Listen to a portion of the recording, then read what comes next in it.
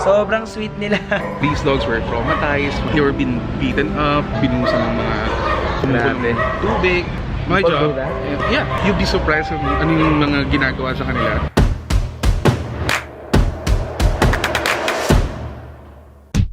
What's up guys, Frederick here. It's been a while. So for this episode, medyo kakaiba dahil hindi tao ang ating pupuntahan kundi mga kittens, mga cats, mga dogs actually. And ngayon kasama ko si Direct Bunny Logroño. What's up? Andito tayo ngayon sa Philippine Animal Welfare Society Rehabilitation Center. So ano ba yung mga nandito, Direct? Cats and dogs na wala pang home, mga neglected animals, mga abuse na rescue ng boss. So yung mga cats and dogs, mga animals in general, they're really close to your heart. Tama ba? Yes, definitely. I think hindi lang dapat limited sa atin na mga tao yung respect and love. Dapat din i-reciprocate sa mga animals, cats and dogs. Yes, and since random kind of...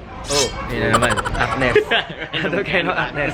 And since random act of kindness ang theme natin for today, pwede natin i-share yung mga blessings natin to help our... Four-legged friends.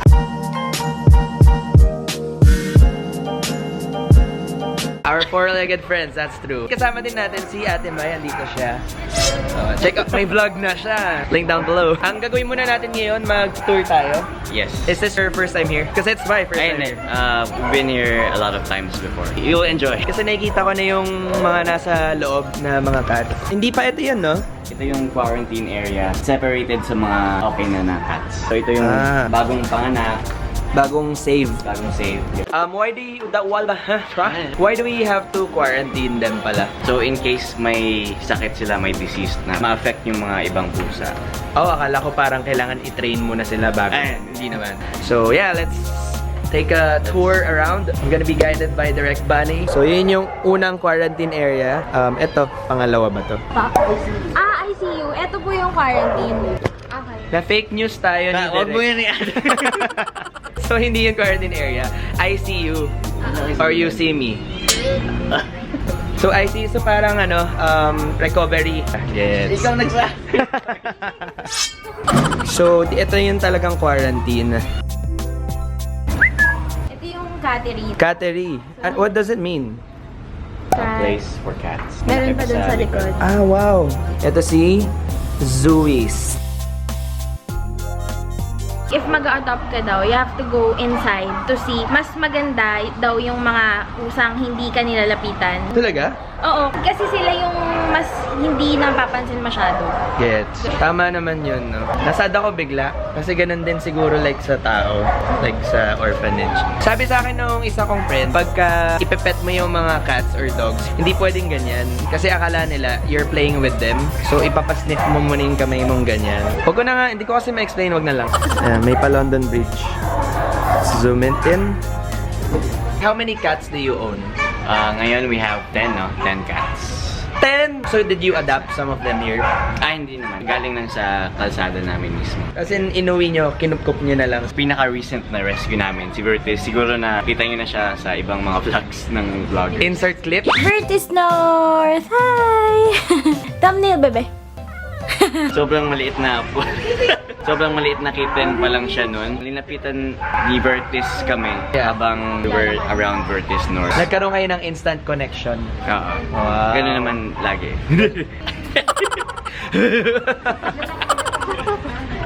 Wala naman kaming plano that day na mag-rescue ng pusa. Yeah. Parang ano lang, kailangan niya ng tulong and siya din lumapit sa amin mismo. Hindi talaga ako cat person ever since kasi parang natatakot ako sa fangs nila. Pero, you know, getting to know Vertis North, parang gusto ko na mag-adapt din.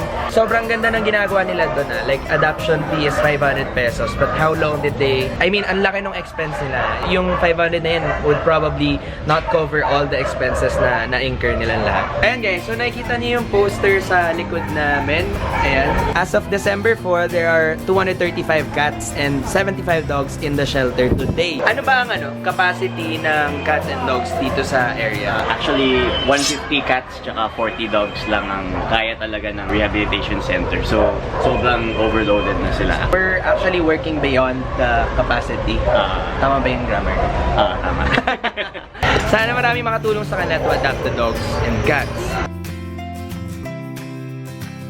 Nandito tayo ngayon sa memorial wall nila. Pwede ka rin kasi maglibing ng mga pets ninyo na namatay. Pero ang talagang nakaka-impress dito, like lahat ng kulungan nila, sobrang linis. Every when ka ba pumupunta dito? Every month. Kasi nagbo-volunteer kami ni Mai minsan. Talaga, how does it work? You just ask them.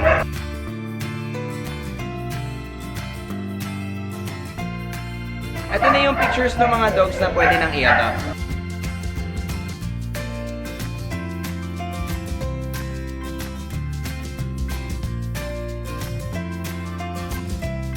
So dito naman yung mga cats, tapos doon yung mga dogs na may serious condition talaga.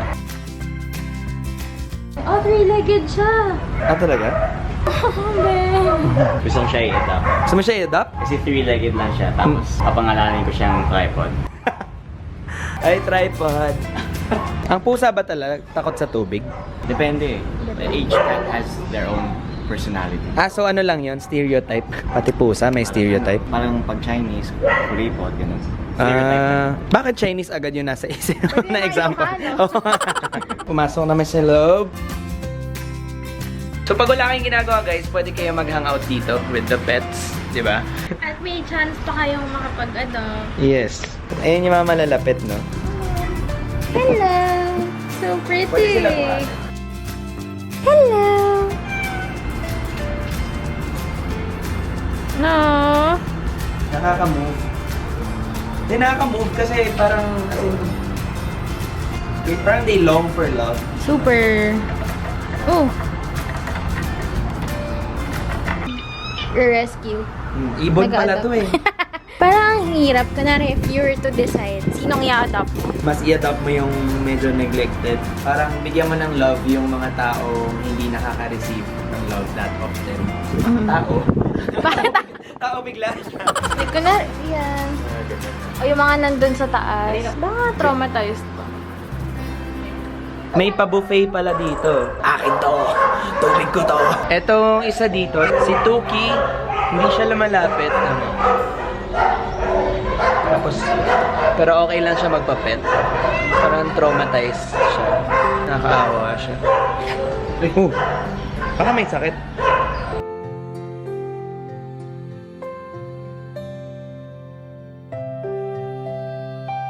Sobrang sweet nila. Minamassage ka niya. Hindi ko alam kung kita nyo guys, pero puro fur ako. Hindi, di ba? Hindi nyo kita. OOTD na lang.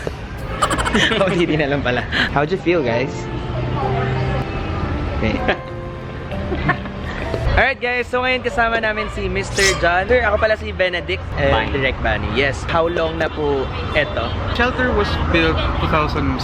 If we just do rescue and not educate, walang mangyayari dun sa buong campaign namin. Habang nag-educate, we also do parang rescuing at the side. Kasi mas may value add siya, Oo. kumbaga. And how did you get this big po eventually? It's the volunteers. Like this guy. These dogs were traumatized. They were being beaten up, binusan ng mga Grabe. tubig. My People job, do that? yeah, you'd be surprised kung ano yung mga ginagawa sa kanila. Would you say na animal welfare has gotten better? I think a lot of people became aware. Yeah, I think it's the help of social media. We're actually encouraging everyone to visit. You just wanna check it out. Kung may mga tao dyan na gusto mag-adopt, you can come here to get to know the cats, the dogs. Ano po ba ang process natin for adoption? You need to fill up an adoption application form. Meron kaming dalawang set ng interview, isang ocular inspection. So it's just really to make sure na kaya mo i-take care yung mga animals. Kasi it's gonna be a full-blown responsibility yan eh. Siya actually nag-introduce sa akin na pumunta dito. Siya nag-encourage.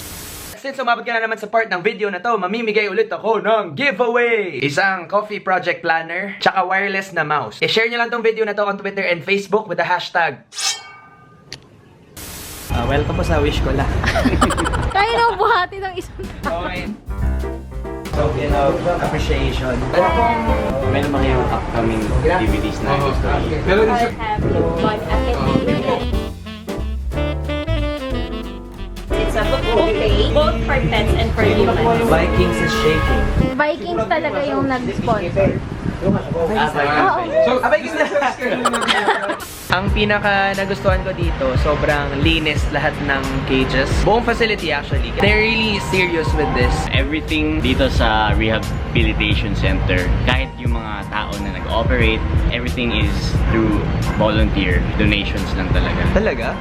Out of passion, out of care, and Random random kinds of actness. Alright, parang lahat ng episode ko may ganun. The bottom line is, love and care shouldn't be limited to mga tao lang. You should also spread love sa mga all living creatures na makikita mo sa buhay. They have the same right to receive it. Whenever you encounter a cat or a dog or any animal, you have three choices lang naman. You either be cruel, unfortunately what some people are. You can just ignore them, which is what most of us do, di ba? Ano ba yan? Hayop lang naman yan. Or you can just show kindness. It doesn't have to be na i-adapt mo siya kagad. Show like just whatever love you can give. Yeah. I mean, and that's the message of this video. Sajid. Super love ko talaga tong couple na to dahil intense yung love nila for animals.